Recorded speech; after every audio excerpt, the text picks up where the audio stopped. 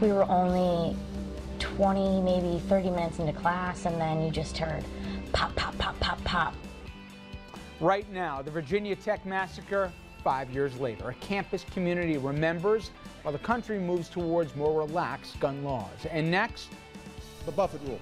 The Buffett rule. The Buffett rule. The Buffett rule.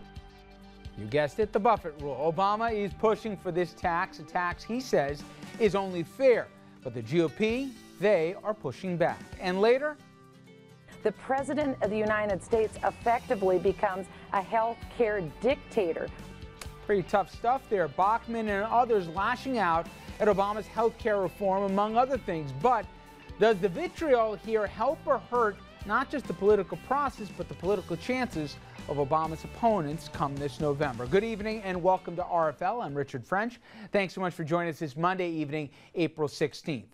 You know, 5 years ago today, you believe that 5 years ago?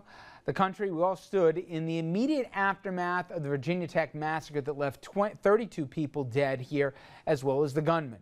It was the deadliest mass shooting in modern American history, and today, the campus and the country remembered.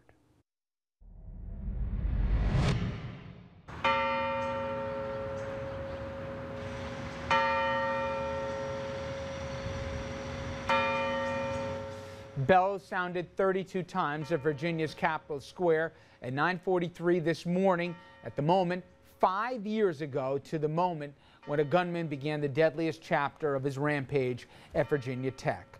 Now, since the 2007 shooting, gun control laws have actually gotten weaker. And I think that would have surprised people if I said that statement a little less than 5 years ago. But just take 2011 by itself. In just that year, guns on campus bills were introduced in at least 23 states. Mississippi and Wisconsin, they enacted legislation allowing anyone who possesses a permit to carry a loaded, concealed handgun on a college campus. In 2009, President Obama enacted legislation that permits firearms in national parks. And in that same year, Arizona and Tennessee passed laws allowing people to carry guns into bars. Last year, Pennsylvania, Wisconsin, Texas, they put their own versions of Florida's Stand Your Ground law into effect, which brings us to today and the current controversy swirling around the death of Trayvon Martin. Meanwhile, the intersection of politics and the rights of gun owners and, of course, the Second Amendment is playing out in a very public way in the backyard of the Trayvon tragedy. At the upcoming Republican National Convention in Tampa, you can't bring your water gun to the designated protest zone, but you can bring a concealed pistol. That is at least how it's going to play out if Tampa's proposed rules for the RNC are passed. That's because Florida state law does not allow local governments to enact laws that regulate guns within the Sunshine State. Guns will not be allowed at the convention itself, only because the Secret Service has authority to make the rules inside the convention. Now, we've been moving in the direction of less gun control, and I want you to take a look at this following. In 1981, the states in white, 19 of them, they didn't allow anybody to carry a concealed gun. As for the other states, the darker the coloring, the more relaxed the laws. Now, that was 1981. Let's fast forward 30 years. 2011, only one state, Illinois, bans all concealed carrying. And notice how many more states are shaded a lot more darkly in the 30-year interregnum, meaning their gun laws are a lot more relaxed than the early 80s. And it's a snapshot of where we as a nation on this, the 5-year anniversary of the Virginia Tech massacre, stand. Well, joining us to talk about guns in America and a lot more over the course of the hour, Richard Brodsky, former assemblyman and a senior fellow at Demos, as well as a professor at NYU, busy guy. Dominic Carter, political journalist and author, and Howard Lim, former aide to Republican Senator Al D'Amato, among other things as well. Gentlemen, thank you all. I appreciate it. And we're going to ask you at home to be part of our panel as well. And I want to open up the toll-free lines right now. Let me give you the number, and I'll then give you the question. 888-766-2428. And given the recent headlines and also given, obviously, the debate that we're having over Stand Your Ground, bring up that phone number again if we could here, and the full screen as well for our question that we're asking our audience again. The Trayvon shooting, we've debated it so much. Do you think this was really more about race, or do you think it was more about a law, not just in the books in Florida, but laws in this country that have made it a lot more easy to own and carry guns in so many different walks of life. Gentlemen, again, let's get this conversation going. And Howard, I'm going to start with you. We'll get into a minute what was said at the NRA convention, not just by candidate Romney, but also the head of the NRA, who took the media to task for how it's covered the Trayvon Martin shooting and its focus on guns, at least per Mr. LaPierre. But let me ask you, do you think we have a gun problem in this country? Well, I think the gun problem is that the wrong people have them.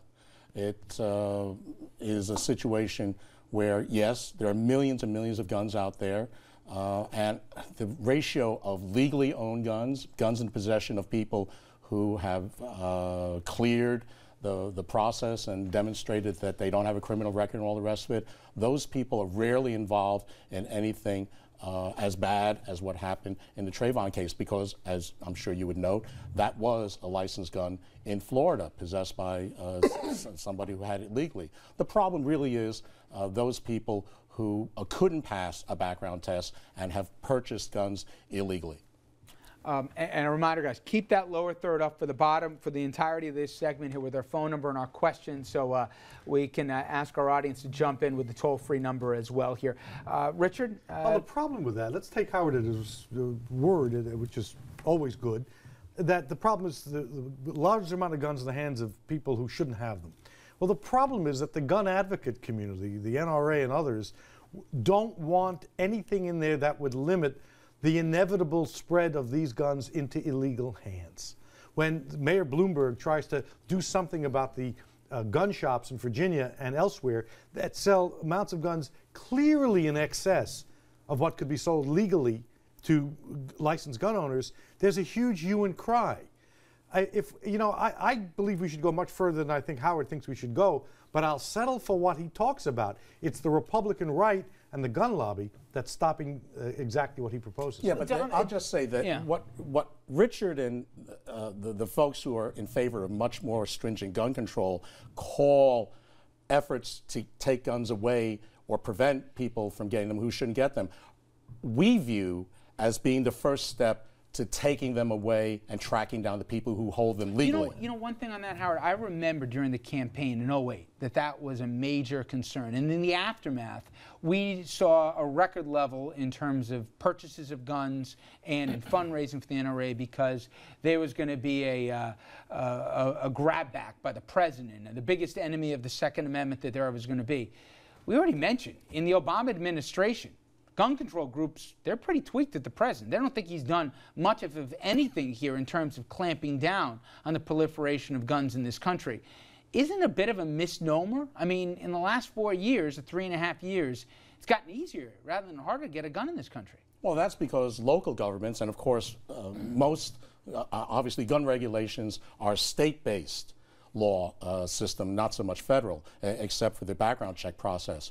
But I think what you want to focus on is that the guns become part of the culture in certain places, and there's a respect for them that doesn't exist in other places. One second, if we can, guys, let me show you what the head of the NRA said, because this was an important event for Mitt Romney, obviously the inevitable nominee for the Republicans. And when he was a candidate for Senate in Massachusetts, he made it clear that he wasn't going to march to the tune of the NRA. He was going to be his own guy. So he had to, in fact, convince a skeptical audience that he was their guy. He'd be the biggest protector of their perception of the Second Amendment. But after his speech that he'd be their best friend, take a listen to what Wayne LaPierre had to say at the NRA at the end of last week.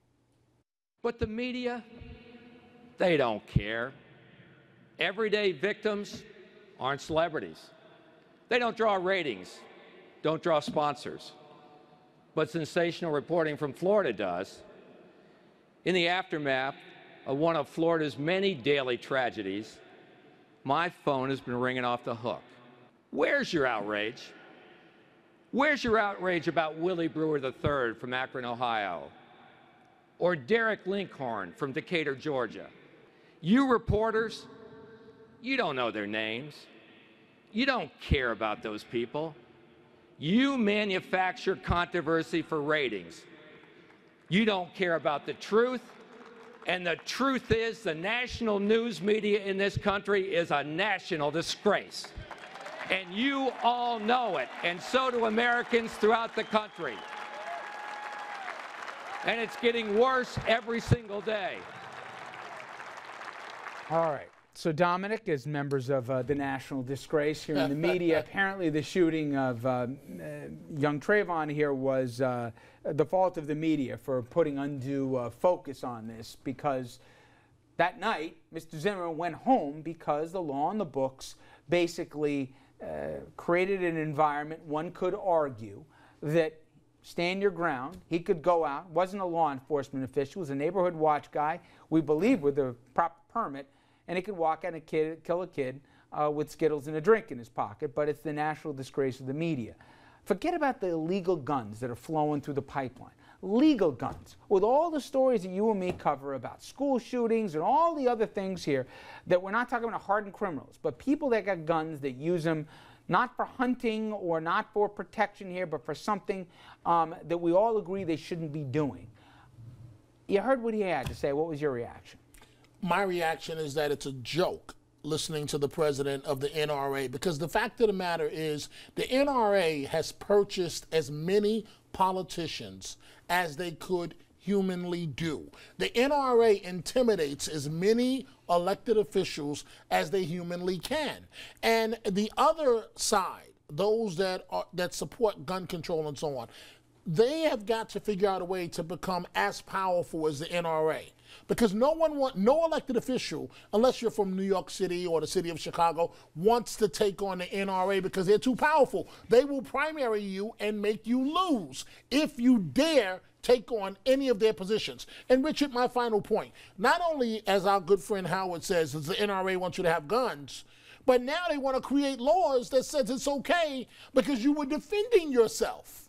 You know, Richard, I think that there's a misperception out there that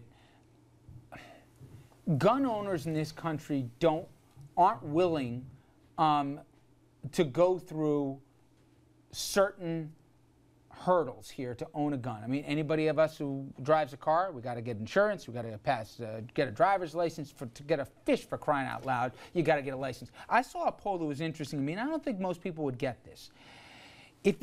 85% of gun owners in this country are willing and believe they support a mandatory background check at a gun show. Almost 70%, time out, of members of the NRA believe it as well. But if you listen to that convention out there, this is a big gun grab here in America if we were to do such a thing as to have a mandatory background check at a gun show. There's no reason to stereotype gun owners as thugs and rednecks. There's a great range of human beings who own guns. And I want to go back to this debate we were starting to have with Howard. He said, first, the problem is illegal guns. I'm the big lefty here. I say I got bigger, I'd go further than Howard would go. But okay, let's deal with that. And his response is, well, that's the first step into taking legal guns. You can't have it both ways. If there is a problem in this country and you want to preserve the rights of licensable people to have guns, then it's up to you and the NRA not to engage in hysteria about the first step, but to figure out ways to do what you said you wanted to do. Keep the guns in the hands of licensable people and cut down the trade in illegal guns that ends up being used in crimes. That's where the NRA comes in and poisons the debate.